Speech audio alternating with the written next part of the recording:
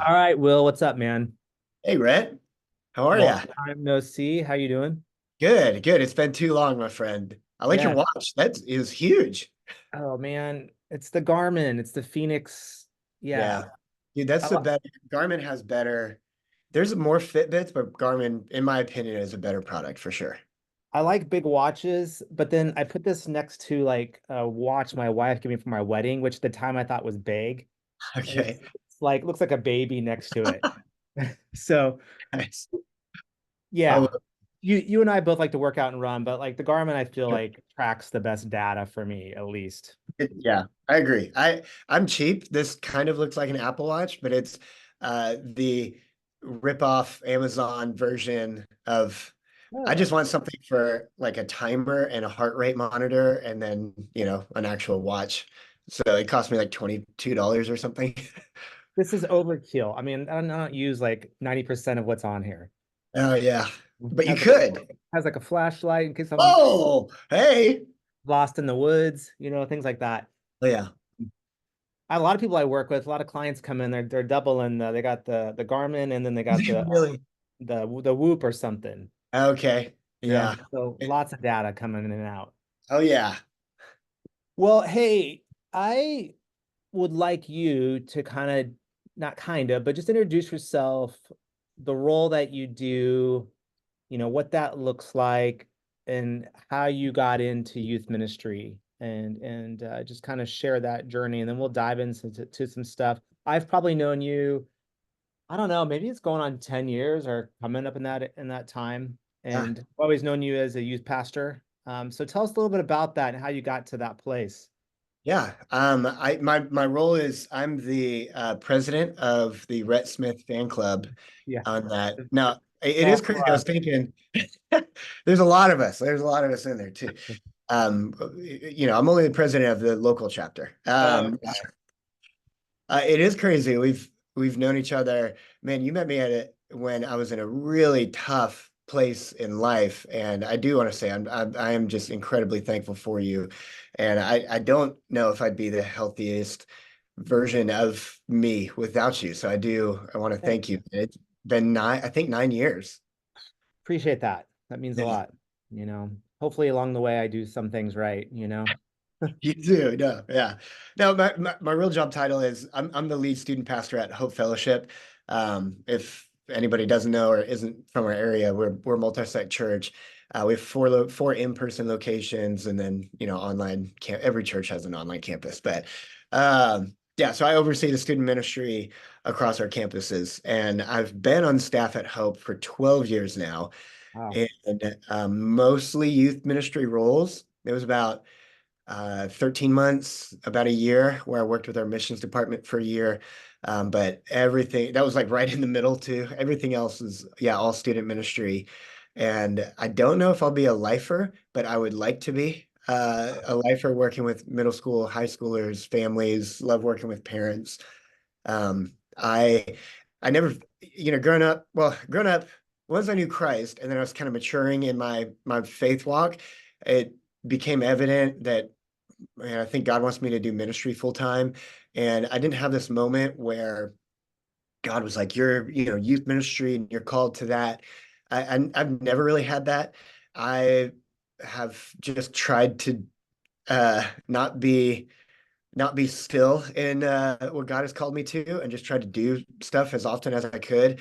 And through that, God has just kind of laid a path to be in youth ministry for if you include my time in college when I worked part-time at a church, interned at that church, going on 15 years now. So yeah, I love On. it.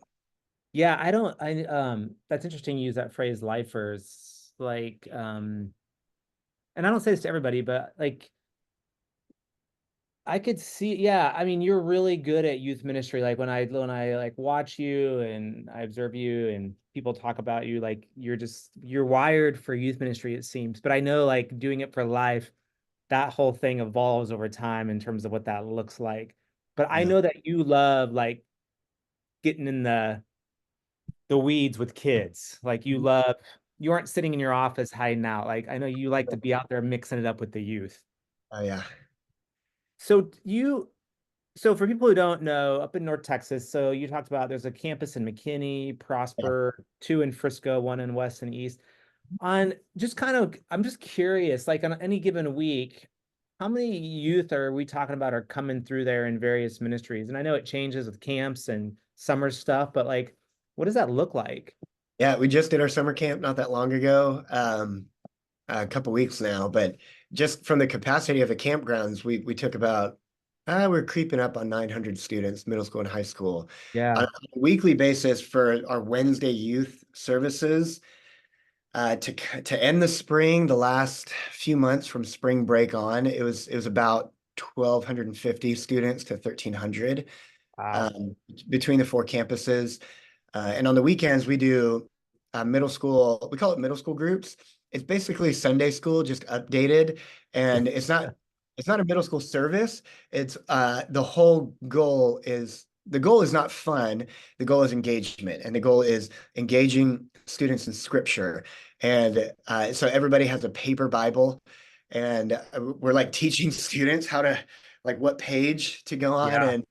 and which is like we don't put the scripture on the screen anymore because students are kind of doing that, and we want them to open it, find it, try to develop that kind of discipline for them to do that when they're at home. So I love um, that. yeah, but yeah, right, that's on the weekends, and there's probably around, not probably, I know the number. It's about another 230 or so different middle schoolers who are a part of that as well on the weekends. So what's that, 1,500 Yeah. students, How something? many how many volunteers are helping in this process in youth ministry? Yeah, weekly about 300. So wow, man. Yeah. That's And a, and that's including middle school groups on the weekends. yeah. And that's including we split our middle school and high school even on Wednesdays. We kind of have stagger small group times and messages and those teams. So there's middle school volunteers, high school volunteers, connections, which is like logistics and that kind of thing, and then weekend volunteers for middle school groups. Yeah, so essentially you're overseeing this ministry on four campuses. You're, I guess I would use the word mentoring and shepherding and overseeing also pastoral staff at those campuses, other youth pastors, as well as overseeing volunteers, working with the students. So it's a wide variety of people that you come into contact with each week, it sounds like. Yeah, yeah. The last 4 months now, I've been interim youth pastor at our Prosper campus. Well, Yeah. we've been looking to hire somebody. But yeah, typically in my role, I'm at a different campus every Wednesday, every Sunday. Um, yeah, interacting with people and trying to circle back and connect with others that I've known for years. I've been at Hope for so long. We were one campus, and then so every campus that is launched, I've been a part of launching the youth ministry at that campus too. So that's also been really cool, to just kind of see it multiply through the years, and then to know a lot of the people who are still serving. There are two women who next year they will graduate their second round of sixth graders. So they've gone from Oh wow. sixth grade to senior. Next year it'll be twice. So that's Wow. 14 years that they've Yeah, been small group leaders. that's amazing. Yeah, it's awesome. Wow. Well, one of the reasons I wanted you on, I was thinking about this is, we'll talk about this another time, but like, I'm a pastor's kid, so I helped out in the church a lot with youth growing up. One of my first jobs out of college was interim junior high school pastor. Then I worked at a university for 3 years with college kids and admissions, and then I worked 7 years as a college pastor in Los Angeles, and then I'm always working with teenagers in my office here in counseling. At this point in my career, I don't usually see anyone younger than 13 typically. I feel like my skill set has changed over the years. But what I've noticed as I've become a father of a almost 17-year-old daughter, she'll be 17 in July. My son will be 14 in July. I feel like I know less and less. Um, and that might be because now I have teenagers in my house and stuff is coming up for me that I'm like, I used to kind of know the answers and now I don't. And Yeah. so I wanted to kind of talk to you about a lot of different things, but I want to maybe just start with the question, like just broad picture, what are some of the trends, and that could go any direction, that you're seeing in youth ministry, whether it's up in the North Texas area, or I know you do a lot of work across the country with Mhm. other youth ministries and stuff. What are like some of the things that you're seeing as a pastor? Maybe there's some of the things as parents that we need to be thinking about. And these could be stuff that's really positive, as well as some concerns maybe you're noticing or seeing. Yeah. Well, one of the first things, as you were talking about trends and one thing, do you remember, I think it was 2012 or 2013, when the Gangnam Style hit, the Yes, whoop on yes. Gangnam, whoop, whoop, I that remember that. that trend, that video was popular for months, right? And now if there's something trending or going viral, it's popular for a week or so. So Yeah. like even when you talk about a trend, a fashion trend, something happening, the lifespan of that trend for at least for our students or what I've observed, even like you're saying from other youth pastors, that stuff can condense and change really, really quickly. So I think part of the reason it can be difficult to be like to know everything in your teenager's world is because it's changing for them just as quickly as it is, or quicker than it was changing for teenagers 10 years ago. And then, as parents and old people, we're trying to know what teenagers know a week after they knew it that's no longer trending, if that makes sense. Yes. It makes a ton of So sense, which I mean, I'll come back to it later, but one of the things I wrote down is the whole idea of like scripture engagement, the yeah, need to get people like if because if we're talking about trends and screens and viral, and your job is to try to get people like deep into something, that's a yeah. challenge in this environment. Yeah, yeah, it can be because there's a million things vying for their attention. Even just a little tower defense game on their phone. It's like you can play Fortnite on your phone. And I used to really try and emphasize to get people to stop, especially middle school guys, like get off your phone during a message. But I know even now parents and non young adults will have a TV on and will be looking at our phone at the same time too. So there's this like kind of divided attention Yeah. tension that we have. So it's like, how can you engage? The question for us is how can we engage in a way that is still memorable and grabs attention, even just for a little bit, to hopefully implant this question to bring curiosity to a different time. Yeah, man, there's so many questions. It reminds me too, like, there was a book probably written maybe around 2007. You may know the name, you may not. A guy named Chap Clark, who wrote a lot about youth. He was on faculty at Fuller Theological Seminary, and he during his sabbatical, he took a year off and he went and taught as a substitute teacher in the LA Unified School District.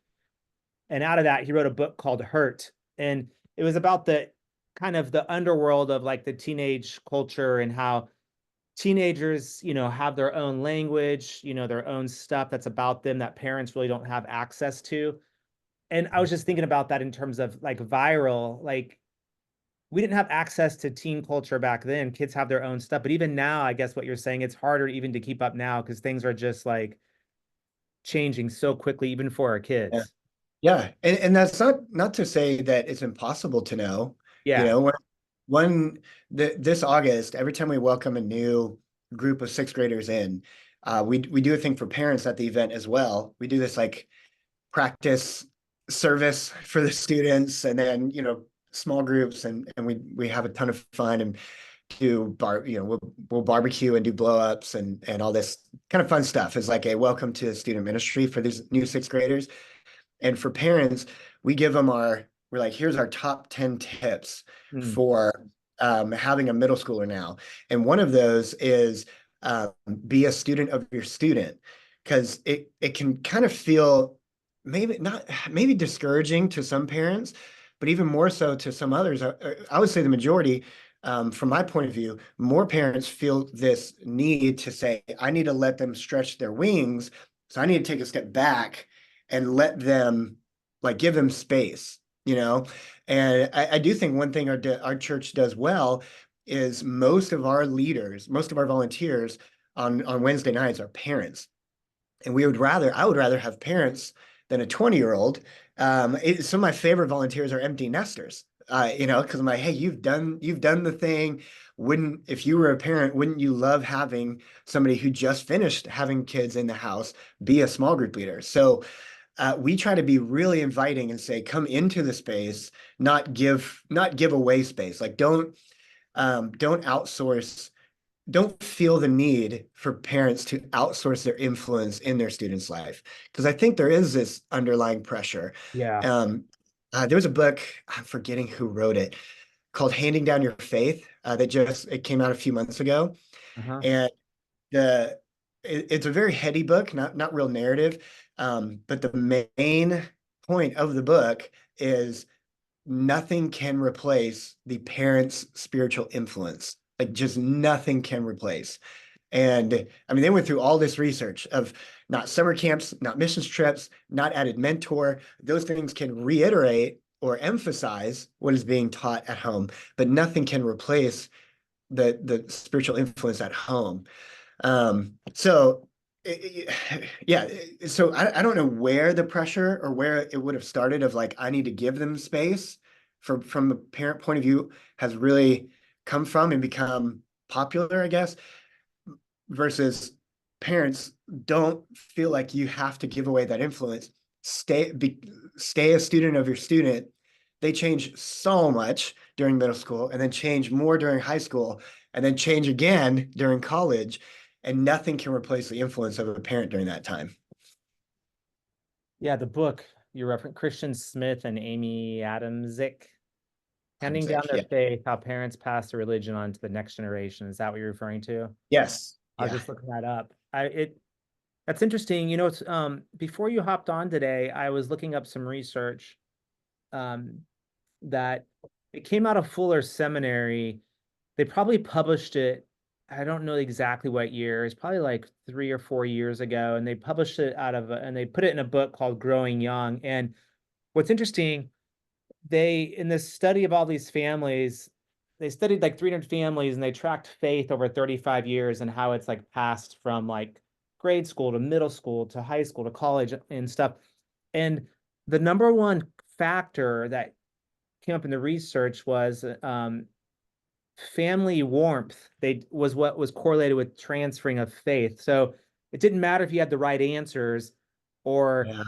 you did this and that. What mattered was that the kids experienced you as having a close and warm relationship with them. That's what stuck.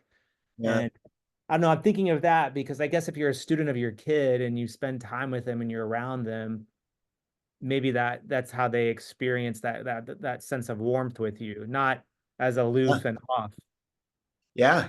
Yeah. There's another tip that we give parents. This is probably the number one tip that we've gotten good feedback from parents about is to watch your face and don't freak out. Like don't no matter what they come to you with, Yeah. don't freak out. Because like as soon as you freak out, oh, what? You did what? It can begin this wall building that like you're not a safe place. And because you freaked out on me, So we try to advise parents, don't freak out in front of them, freak out later with someone else, you know. And there was a mom years ago, there was a mom who she had older kids too, but she brought her sixth grader to that event. We talked about don't freak out, watch your face, don't freak out in front of them, and like just don't unintentionally close a door that they're checking out. They're Yeah. seeing is this a safe door to walk through? And she said later that night, she went and picked up her older daughter who stayed the night at a friend's house. And when they got in the car, it was just the mom and daughter. And the daughter, uh, she's like, the mom said, "How was the sleepover?" And the daughter was like, "Mom, I have to tell you something. I just told all of my friends I'm gay, and it's okay to be gay, and the Bible says it's okay to be gay. And do you still do you still love me? Do you still care about me?" And the mom was saying like she felt like her daughter got in the car ready to fight, ready to like, I'm going to prove my point. We're going to have this argument, but I've done my research, and the mom was saying inside of her mind, what kept going around and around was don't freak out. Just don't freak out. Don't freak out right now. So she didn't freak out. She said, like, hey, I would love to talk more. Let me talk with your dad so that we can talk as a family. Like, I love you. Let's head home. And they went home and talked about other stuff on the way home. Got home. Wife went to husband's room and was like, you know? And the parents had a beautiful response, which they went to their daughter, who's about to be a freshman at that point, went to their daughter, or maybe eighth grade. I don't remember exactly, but went to their daughter and said, hey, we want you to know two things within this conversation, and we want it to be a conversation. We don't want to argue with you. Because we care about you more than we want to win anything. We want to care for you. And so two things, we always ask that you include us in conversations like this, and that you include Christ in conversations like this. And I was like, that's a beautiful response. And months go by, about 6, 7 months go by, and they checked back in with their daughter, and she was like, oh, well, actually, no, I'm not gay. I just thought I was because boys weren't interested in me. And some of my friends were talking about it, and they were like saying, oh, I'm gay. But no, I'm good, you know? And it's like, oh, okay. Well, yeah, I mean, you're going to hear, I mean, and I guess maybe even if we were to sit down our own parents and ask them what was going on in our culture at the time, they might have freaked out with stuff we'd bring to them. But I feel like, and I'd be interested to see what you think. I mean, number one, I think our kids are exposed to way more than any other generation today, and there's way more stress upon them than probably other generations. I know, there'll be some boomers talking about World War IIs and other stuff, but like the stuff our kids are exposed to on a daily basis and the stress they're dealing with, I think is insane. And so the conversations that come forward in homes, I think you're right. Like the need to not freak out is probably a really critical skill because your kids are going to say some wild things sometimes. Yeah. Yeah. I mean, as few arguments as you can have as at home, the better. Especially if a middle school or high school comes to a parent and confesses something, I would hope that they, even if there's consequences, um, I would hope that gesture is matched by grace and calmness more than anything else, because we're communicating as parents, we're communicating what the result is of vulnerability to our kids, you know? And so if it's one thing we found is on the sexuality gender side of it is if it becomes an argument at home, it's much more likely to be a long-term thing in that kid's life versus a conversation at home. And then most of the time, it just is this phase that just kind of disappears after a year or two. So Yeah. It's interesting. I mean, I do think as parents today, we are probably actually more involved in our kids' lives than other generations in terms of just time spent. yeah, Um, but there's also a challenge too, is like, especially for you who are pastoring high school kids, like figuring out being involved, but also giving space for kids to flourish and have independence and launching them out. So I guess it's not a question as much an observation. I guess you probably see that quite a bit in high school is like parents wrestling with wanting to spend time with their kids, but also trying to give some autonomy in their world and passing on the faith as well and letting them yeah. be responsible for decisions and I've seen some parents do this slow handoff, yeah. um, more than just thrust and like you make decisions. And like they kind of do this. I've seen parents do a slow, watch me. Okay, now you go do it, and then I'll watch you do it. The whole, I think it was John Maxwell of like, how do you mentor somebody? Watch me do it. Now you do it, and I watch you, and then now you go and do it.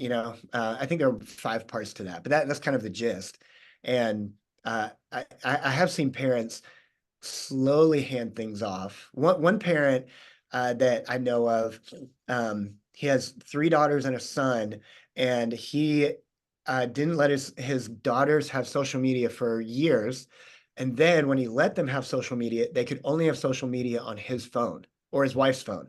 And so if they wanted to post something, they would send a picture from their phone to parent's phone, and then the parent, like they're literally together doing a post, tagging a friend. And it brought so many conversations between student and parent versus like, okay, when you're 16, you get social media, versus the like, you have to go through this whole training to get a driver's license, and social media and access to the internet is probably way more powerful of an effect on your soul than having a car ever would be, you know?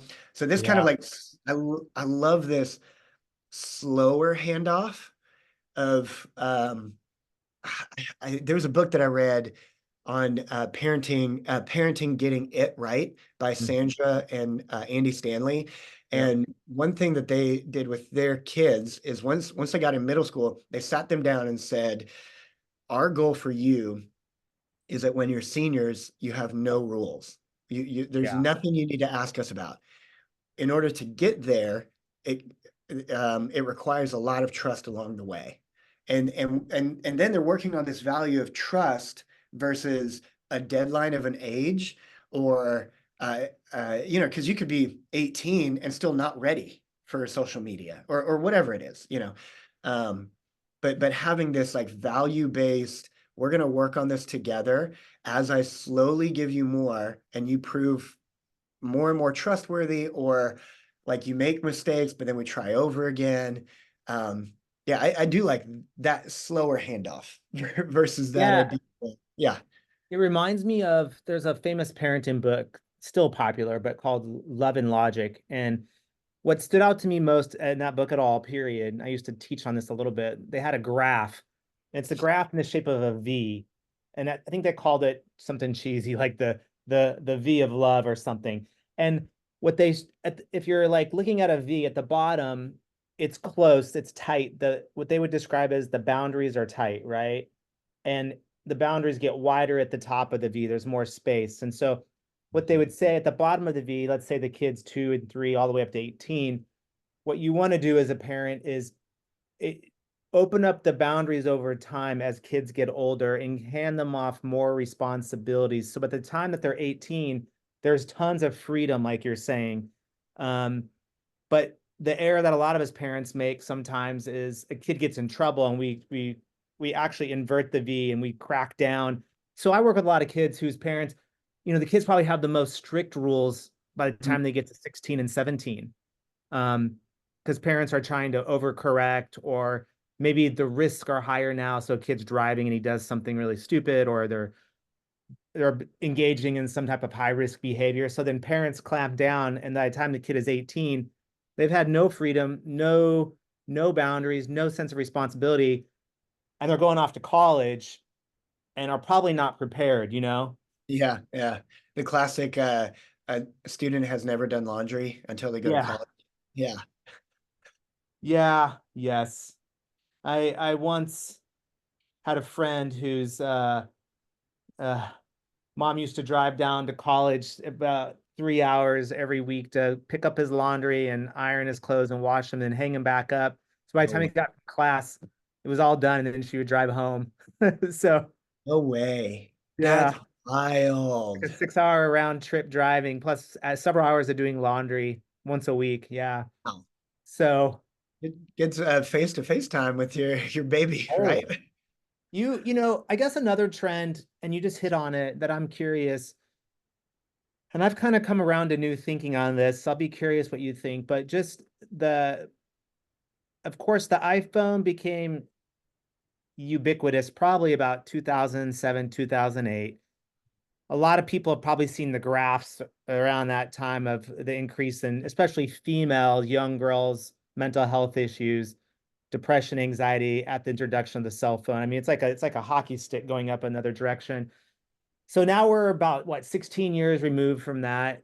And what are you noticing? How is the ubiquity of the cell phone, social media impacting youth ministry, impacting kids? And Yeah. I'm sure there's some negative. Obviously, we can talk about the negative, but I'm curious to see even what you notice in terms of positive stuff that you may be noticing as a pastor. Yeah. I don't, the first one, I don't know if this is a negative or a positive, but nobody's really a preteen anymore. There's not like Mm, preteens. You just kind of go from uh kid to like try to, do the makeup or do this dress like you're a junior, senior in high school or there's like hardly any. Have you seen those memes where it's like the haircut my parents gave me in the 90s? It was this yes. bowl haircut. And it's like kids these days, they look like a GQ model or Yeah. something, you know? Uh that's really I guess I've really noticed that in the last like 4 or 5 years, kind of post-COVID. There's really not many preteens. It's just you're a kid and then you're a teenager. You know what I mean? That kind of Yeah. middle phase is We've not kind there. of compressed the stages. Yeah. Yeah.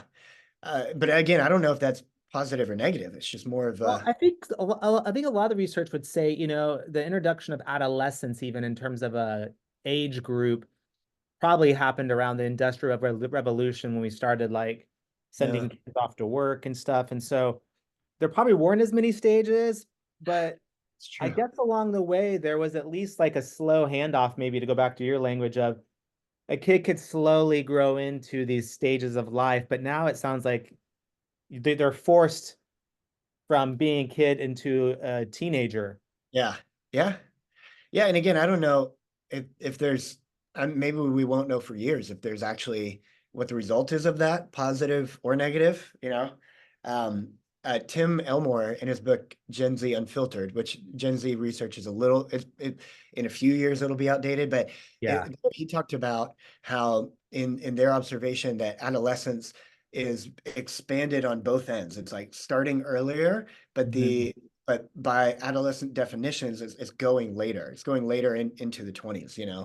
So, and who cell phone is probably a part of that. I As much as parently possible, we try to help parents discourage uh, giving smartphones because man, the internet is just so powerful, and for better or for worse, the stuff that you can be exposed to, from pornography to um, attention span getting shorter and shorter. That's it is. I think the cons just outweigh the pros. Even in my life, like I'm like working on minimizing my screen time. Uh, Or just one tip we try to give parents is just turn the phone black and white. Do the same thing with boys that are having a hard time with video games, not being on them all the time. Just turn the screen black and white. Don't change anything about anything else. It just makes fake life less appealing and real life more appealing because it's colorful in the real world and black and white online.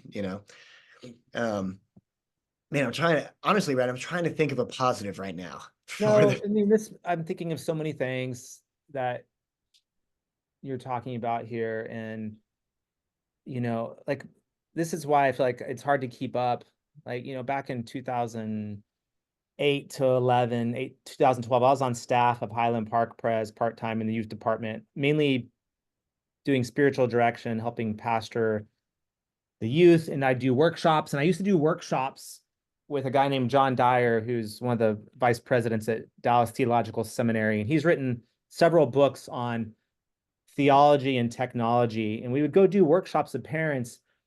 But him and I have talked recently, our kids are about the same age, but when we were younger back then, we had young kids, it was easy to police everything and lock down things and do stuff. And we were much more dogmatic about our views. And now when we have a teenager, and so it's really messy.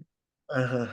It's really messy. And there's lots of discussion about what's real life and not real life. Because for a lot of these kids, as you know, there isn't any boundary between that. They come home and they hop on their gaming with their friends who are playing in other places, and it feels like a smooth transition to them as just Yep. part of one big world. And so it's hard. It's hard for parents to navigate. And Jonathan Haidt, he just wrote a book called The Anxious Generation that everyone's been talking about as well. And he's come down really hard on the use of smartphones.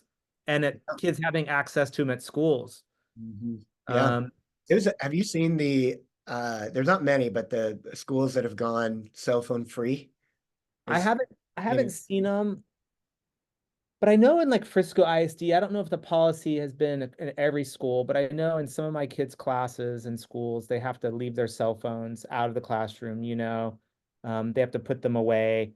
Other times I'll get text messages from them and I'm like, hey, are you in class? And like, yeah, I'm just bored, so I don't really know what's going on.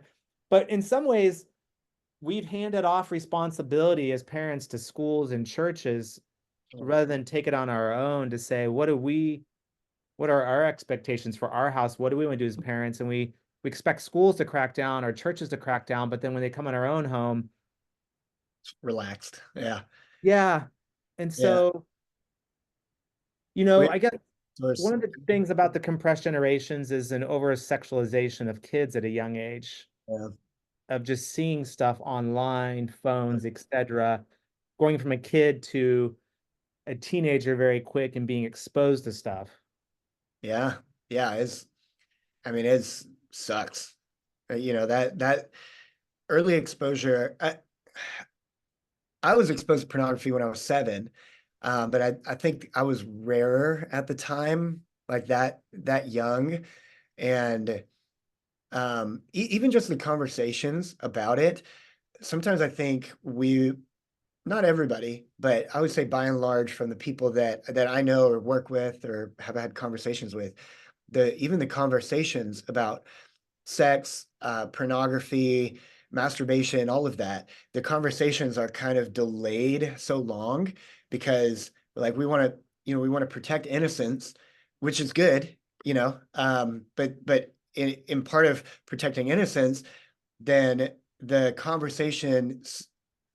exposure conversation is moved outside of the family where it comes up, is talked about. There's a parent who a few years ago, she told her middle school, she's twins, she told her middle school son and daughter, um, she said, if hey, for conversations about sex, your friends are not the best place because probably, y'all are in 7th grade.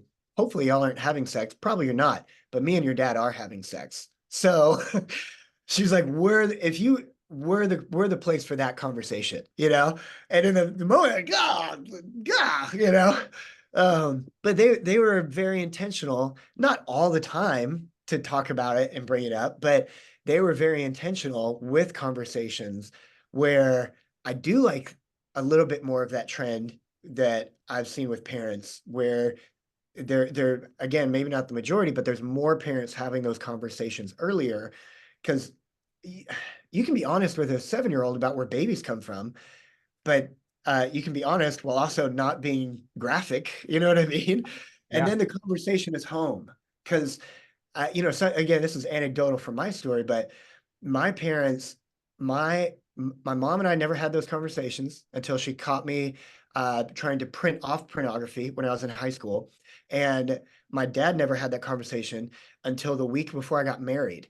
And he was like, "Hey, do you want it?" I'm like, "No, you've missed the boat. We are not talking about it." I'm like, "Too late." And Oh man. but if my parents, again, not in a graphic way, not in a like, not in a gross, it doesn't have to be a gross or dirty thing. Sex is not gross and dirty. Sex is beautiful and created for time and place, Um, Yeah. and if those conversations happen at home, even when I was 10 years old, then I think, well, maybe I would have brought up because I was taken advantage of by a girl sexually from ages 7 to 9. The same girl showed me pornography. And maybe when I was 10 years old, I would have brought that up in a conversation at home versus not dealing with any of that until I was in my 20s, Yeah. Yeah. I mean, I was thinking I was probably exposed to pornography at 7 too. It was by a neighbor kid who's had a stash of magazines under his bed. Oh So yeah, this is 1982, right? And the thing that has shifted for parents now, I say it's not if your kids see pornography, it's when and how early. And the unfortunate. average age of exposure for boys is about 5 to 9. Ugh. Girls is probably somewhere around there. Yeah. And so luckily I had good mentors, but we were encouraged at a young age with our kids to talk about sex. And that started with them being even young and appropriately naming body parts and communicating what's appropriate touch and not appropriate touch, even when they were young, right? So by the time my son's 9 or 10, probably I have like the first real sex conversation with them. And people are Yeah. like, what, 9 or 10? I'm like, yeah, because if I'm not having it then, he's already learning about stuff from kids at school and friends. And something we did differently that I was encouraged was, I think the philosophy back in the day was if your parents even never had the talk with you, it was kind of a one and done, birds and bees. Yeah. This The is talk. yeah, it was clearly communicated. This is the beginning of an ongoing, lifelong conversation about sex, Yeah. right? So that whether you're 10 or 15 or 20 or 30, and you have things you need to discuss or bring, that we've created that emotional safety for you to do that. And that to create that emotional safety takes years and takes time. And so That's it. you can't come a week before your wedding and say, hey, let's talk about it, you know? And I Yeah. think I think you're right. I think parents are afraid of breaking some innocence. But like a favorite comic strip I like to pass out, there's this little comic strip of a this kid on this computer. His dad comes in the room and he's like, the dad's like, hey son, um, let's talk about sex. And the son turns around, he's like, yeah, dad, what do you want to know? And it's like it's too late at that point. And and so I guess like and being in youth ministry and youth pastor, I would imagine you're having to not only prepare your staff and leaders, but you're having to communicate upfront more about sex and pornography than probably previous generations. Yeah.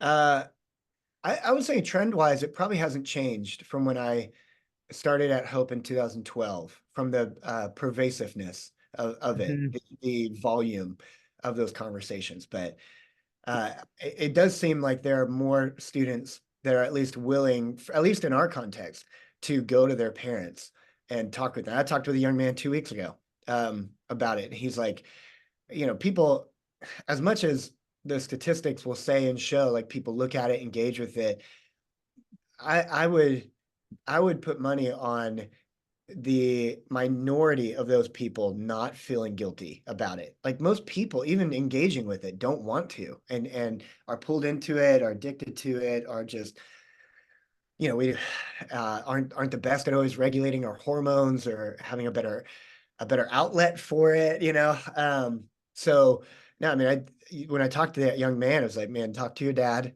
And I'll circle back with your dad this coming week, and they had the conversation. And because I told him, like, man, you're with us on a week in, week out basis, maximum probably 4 or 5 hours. Are you at the church maximum, if we're saying you're at both services on the weekend and Yeah. Wednesday, whatever? Like, you're at your parents' house all the time. So if there's somebody who's going to be able to fight that well with you, that you need in your corner, it's your parents. You got to talk to your dad, man. You know. So that is maybe a good trend, is there are more of those conversations than Yeah. probably 10, 12 years ago that are making their way home. Well, and that goes back to everything we're talking about. If if you provide a warm and safe context within your family, Mm. your kids are more likely to open up, right? Yeah. Um, I always use the example like, just tucking your kids in at night, saying prayers, being with them. And, I do that because I love to do that. And it changes as they get older and how much, if they want you to read a story to them or not. But like, you know, the hopes is that because you've done that consistently for years, that, maybe one day when they're 17, they decide I have something really important to share. Yeah. If you haven't been doing that for 17 years, it's not going to feel emotionally safe to them. They'll talk about it with other people. Yeah. And thankfully, one of the things I love about youth pastors and youth ministries is that um, they provide a place to, for example, for me, we go to Hope. My daughter serves, though she's been serving for a while at Preston Trail. in the youth ministry. She oversees a group of like middle school girls, and then she's involved in the youth group there. And um, I like that other adults are caring for her that are not my wife and I. Yeah. She's going to tell them stuff that maybe she won't tell us, and that's okay. And they're going to like connect with her in ways that we can't connect with her. And so, what I like about youth pastors and youth ministry is, as a parent, trying to help your kids be a part of a community and form relationships with people that are not us, that can speak into their lives. Yeah. Yeah. And reiterate, like how many times I bet as a dad, like somebody has said something to one of your kids, Oh yeah. like, oh, it was amazing and this, and you're like, me and your mom have said that for 5 years, you know. Well, But yeah. sometimes, you know, that reinforcement helps spark those seeds that are already there. Well, and I'm a different role than you now, but even as a therapist, like I work with lots of teenagers and college kids who come in here, and the parents say, "Hey, we would like our kids to have a different adult voice in their life, who may hear it differently than when we communicate it to them." And they may be saying some of the same things that I have said, but it's just a different relationship. Yeah. Uh, what are one of the things I was curious about in terms of just what I was telling you earlier is like when I was a college pastor from '01 to '08, every book was about the hookup culture. Oh yeah. And Probably so, self-harm was a lot in there too. huh? Self-harm was probably a big deal around that time. Yeah, and so everything we were talking about or preaching about or communicating about, there was a really destructive hookup culture. And I know things have shifted. I've seen some stats recently, that uh, Gen Z, for example, is having less sexual engagement than other generations, perhaps. I saw another stat the other day that there's actually less sexual content in movies than there was in the 80s and 90s. Now, Really? TV shows might be a little more high risk sometimes because you see more stuff now, but movies by far in a way, and they have lots of reasons for that, they think. One of the reasons I thought is the kids aren't forming as much relationships sometimes in person with people. Another is that they can look at things in the privacy of their own home versus out in public. I'm just curious, trends that you're seeing that maybe you're concerned about or hopeful for in terms of just like sex and youth and things as parents, that besides just talking to them about it earlier, that you're thinking through as a leader. Yeah, there's yeah, I would say that those statistics are pretty true with our students, that there's it's still there, but there's less sexual activity. Even though we just talked about porn. So is there less sexual activity because there's more access to porn than now, you know? So is students maybe were exposed around the same age as 10 years ago, but now there's more access to it. So are they seeking out that physical relationship less now because of that? Uh, there does seem to be a pretty good trend of emphasizing friendships and like same gender friendships connection by and large than maybe there used to be. At least a young with young men, there's a lot more like we need to bro it up. He's my best friend. Like a little bit more of emphasizing friendships between guys, guy to Yeah. guy, girl to girl, than that like as much desperation as maybe there has been for being in a dating relationship. So that something for our students, anyways, that I've observed is there's more of that, more wanting to make sure, do I have good friendships? Do I have friends versus only dating? Again, there's Yeah. still a lot of dating. Yeah, yeah. But you'll see trends like groups of friends going to like prom, for example, or homecoming, and less the one-off dating. You'll Yeah, see a yeah, lot of friends going out in groups.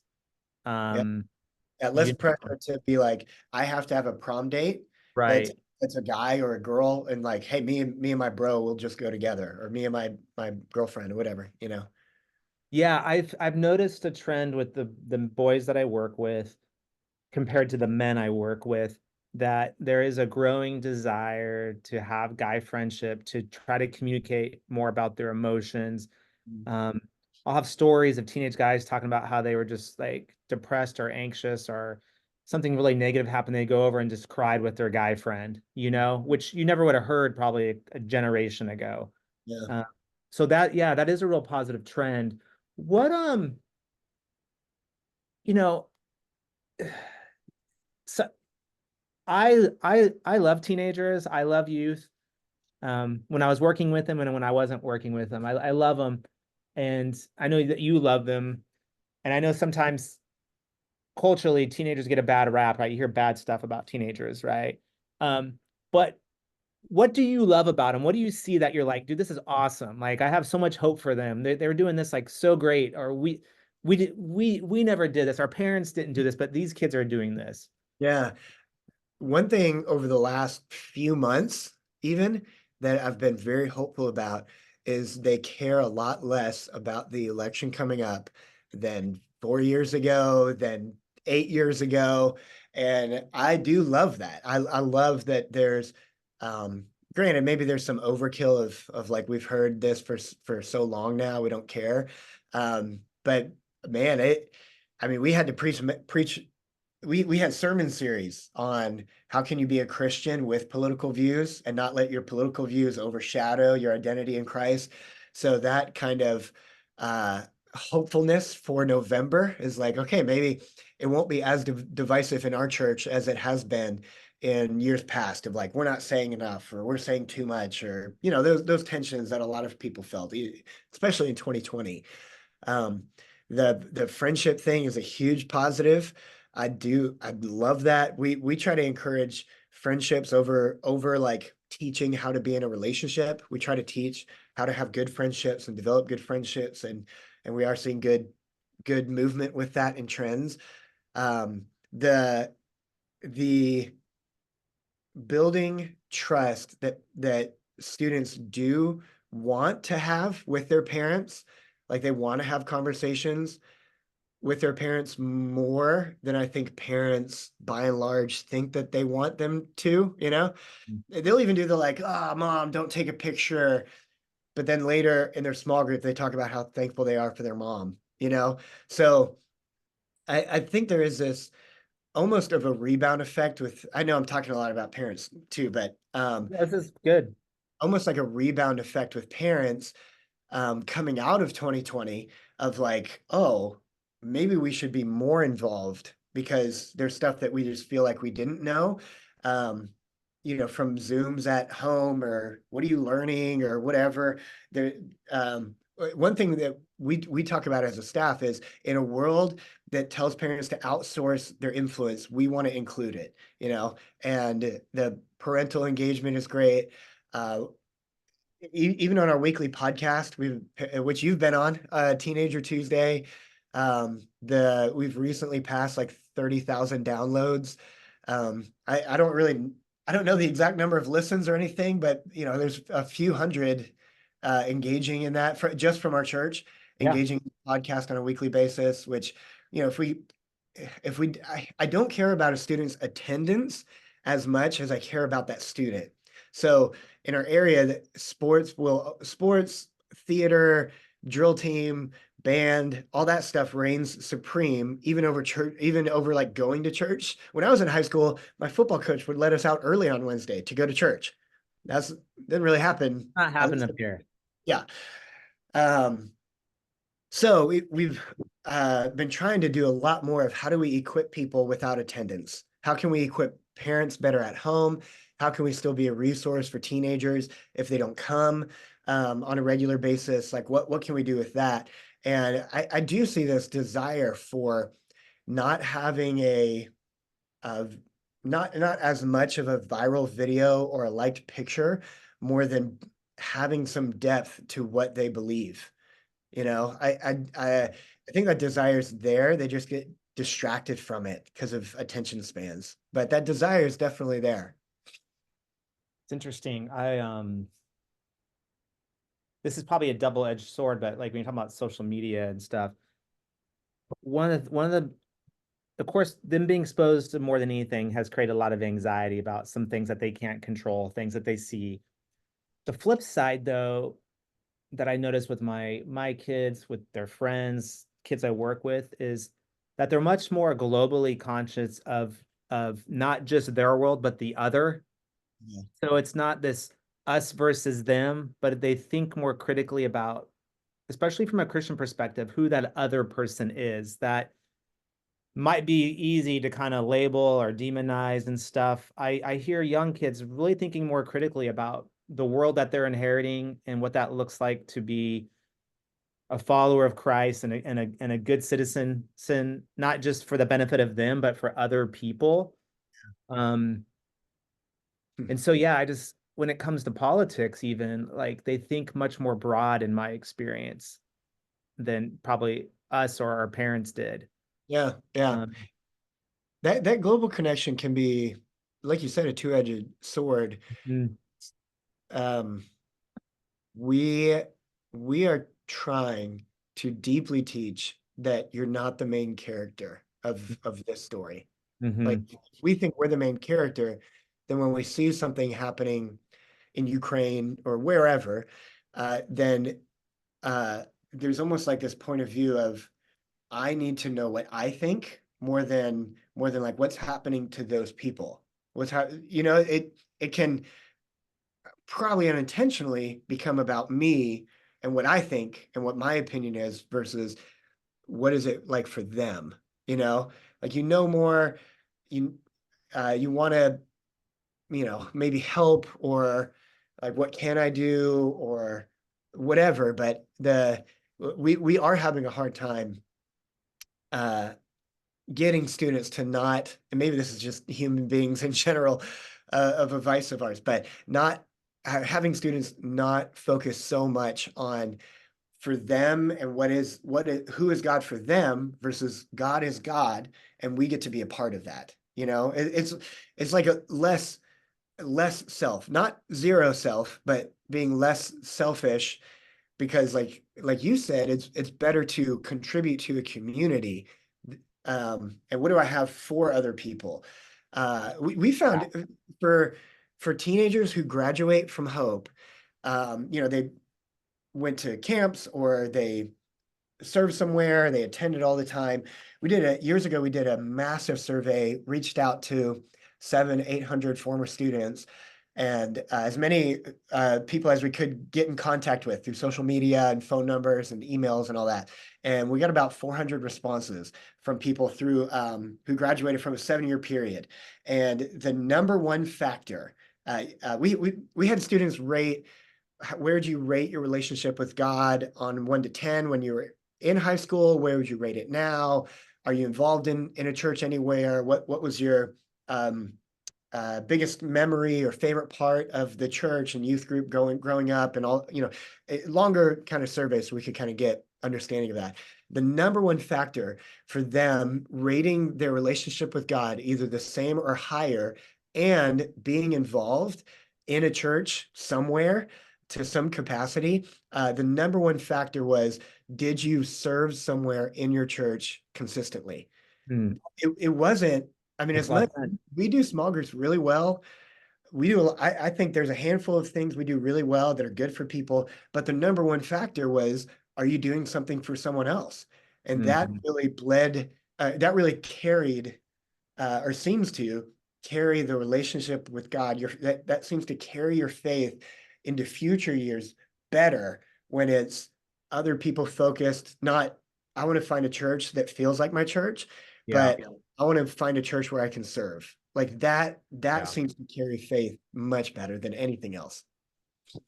There's a lot there with that statement.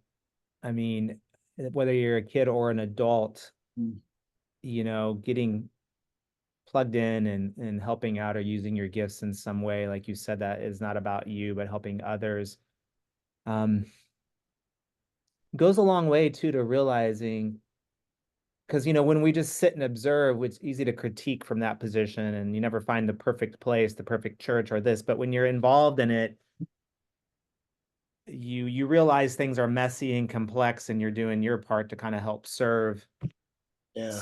serve the community. And we saw that in college ministry that um, kids who, and Fuller did a lot of research on this as well, that when they graduated high school, if they got connected within a campus or church ministry within the first 3 weeks, they were in, and they were in the rest of their college career.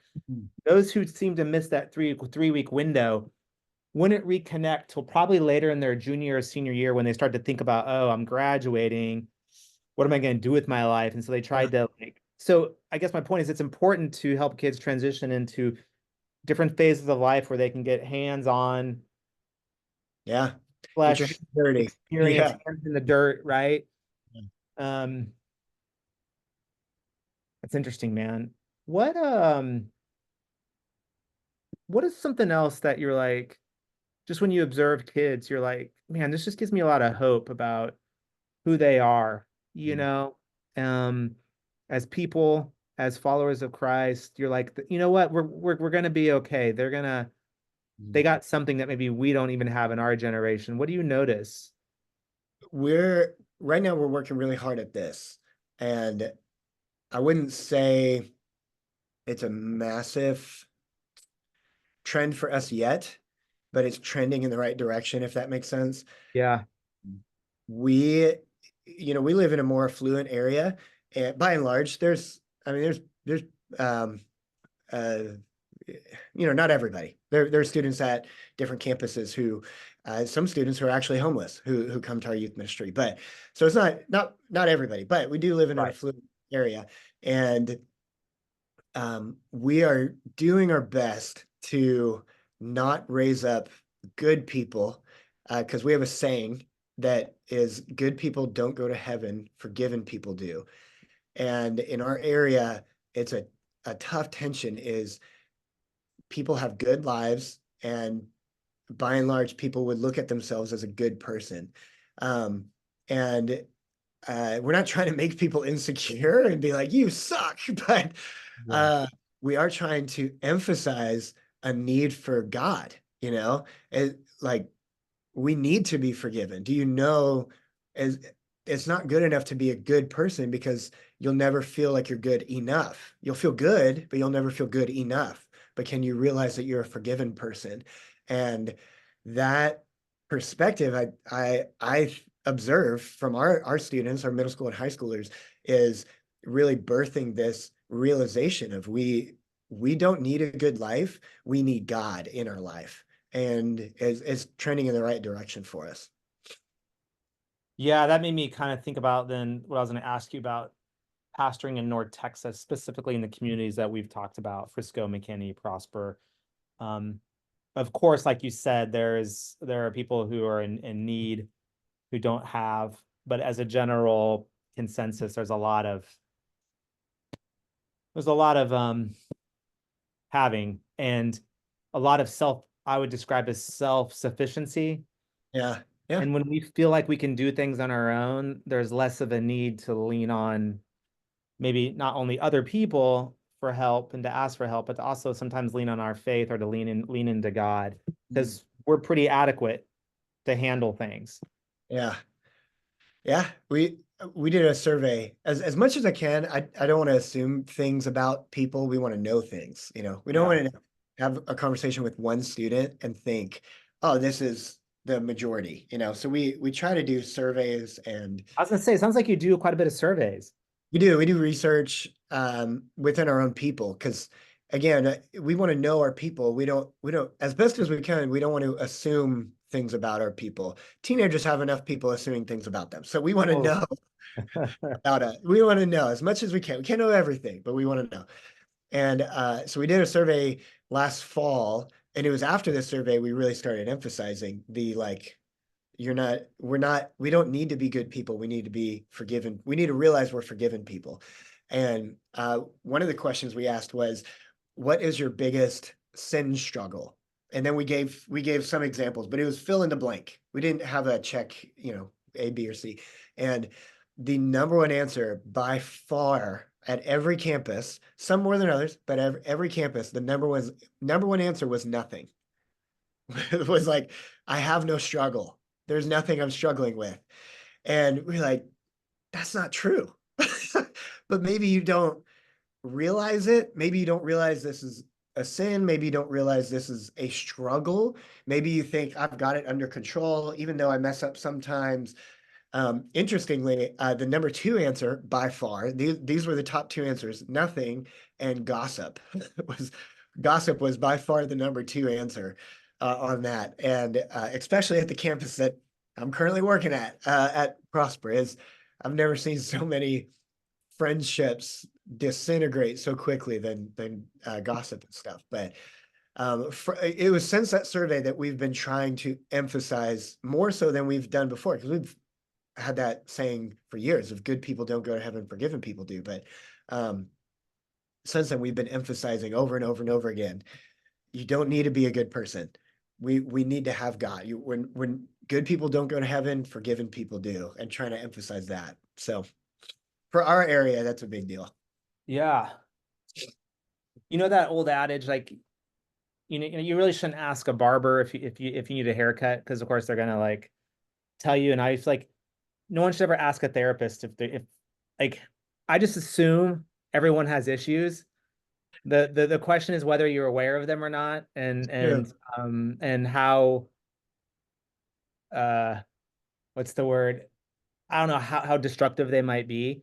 yeah, But I was telling my wife the other day, um, I said, I think maybe sometimes our lives just have to completely fall apart before we realize just how much we actually need God. yeah, And life falls apart in varying ways for everybody over time. And sometimes it seems like falls apart more for others than some. But I think we have a general tendency to think, like, as humans, like, we got this figured out, we can do it.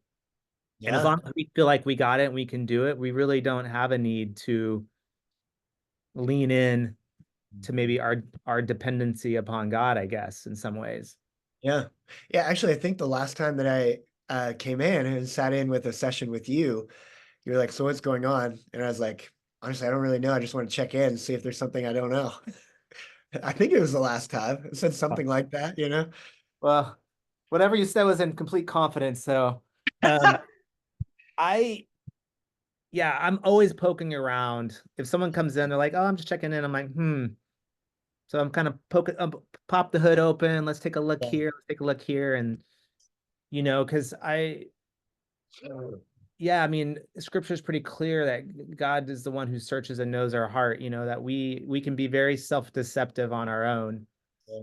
and stuff. So we'll wrap up here shortly, but I just wanted to for and this will probably be more adults listening and parents than like teenagers, but like I'm particularly interested, I guess, in that transition as kids are making their way later in high school onto college.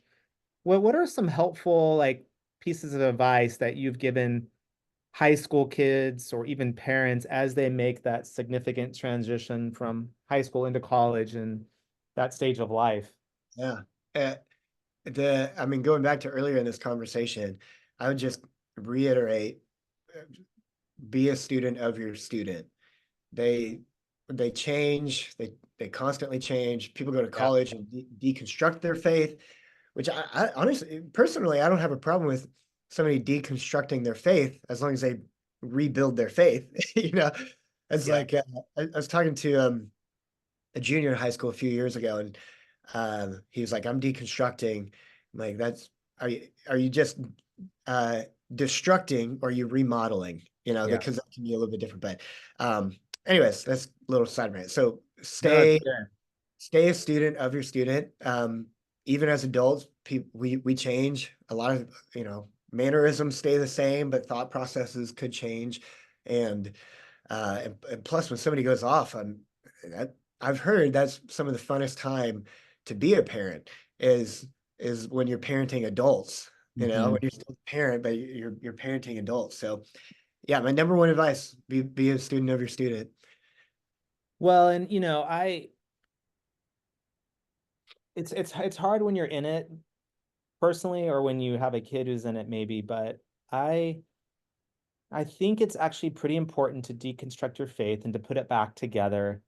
in a way that makes sense and connects, right, with your relationship with God. That what I've noticed a lot of times, if kids just take their parents' faith and have never actually looked at it and pulled it apart and questioned it and wrestled with it, then it sometimes doesn't really become them, you know? Yeah. And they're not able to navigate some of the difficulties that come up because it's not their faith, it's their parents' faith they're still hanging on to. And so Yeah. it's challenging when you're a parent, but I always say to parents, and I try to encourage this with my daughter and kids, is I want them to push back and to ask questions, and it's okay to disagree with me or to have different theological views than me. But if we can do that in like we said, a safe environment, Yeah. that's huge. Yeah. Would you rather them do that at home or to go off to Berkeley and start with all the protesters of whatever the protest is and let them help you put your faith together? Yeah. That kind of, as you were talking, it made me think of another thing that I've said to some parents, not many, honestly, but some is to just make sure that we don't parent 24-year-olds like we parented a 17-year-old. Hmm. Like if the tactics never change or the intention never changes, you're probably gonna unintentionally kind of create some distance in there. Um, versus like, hey, it's gonna adapt and change, and you don't necessarily, it's not always the best thing to tell them what they should do or shouldn't do, and avoid that word should altogether if you can. But Yeah. just like viewing that as um an evolving thing. Yeah, what's interesting about that is when I talk lots about in therapy, and my wife and I, when we did premarital, our own counselor told us about this, but and there's a lot of good research on this, but like when you are back around your family of origin, so the people who raised you, whoever those people are, you can only tolerate about 2 to 3 days of being in your own sense of like identity, self-differentiation before you fall back into like original patterns of family of origin functioning. So you could be a 24-year-old, 22-year-old, 20-year-old coming home on spring break, Christmas, stay with your family, and it's easy to fall back into old patterns, especially as parents, that where you're parenting that 21-year-old, like you said, like they were 16, and they're not anymore. Yeah. And parents have to just be really aware of that, I think. And kids do too, like just as we step back into these family systems, there's a tendency to kind of fall back into old patterns. And how do we create new ones where we can like openly communicate, discuss our faith, wrestle through issues? Um, Yeah. anyway, that's a whole other issue, but it's obviously Next, challenging. Huh? that's for the next podcast. Is That's the next podcast. Well, hey, Will, is there anything else that you were just thinking about, or before we hop off, that you think would be important, just as a youth pastor, that you are kind of just thinking through these days or working on that you want to communicate to parents? Yeah, I would say don't shame yourself for your teenagers' free will. Don't, everybody, free will is probably the greatest gift that God ever gave us, and sometimes it really sucks that people have it because we have free will. We can do what we want. So so many parents that I've talked to have quoted that Proverbs verse of like, if you raise the kid in the way of the Lord, they won't walk away from him, and just like Satan tried to do with when he tempted Jesus. Satan used scripture to try to tempt Jesus, and I think the enemy of our families try to shame us for whether someone else's decisions, whether they're a sin or not, whether we just think it's unwise. And if we raised our kid better, they would have made better decisions, or they for sure wouldn't.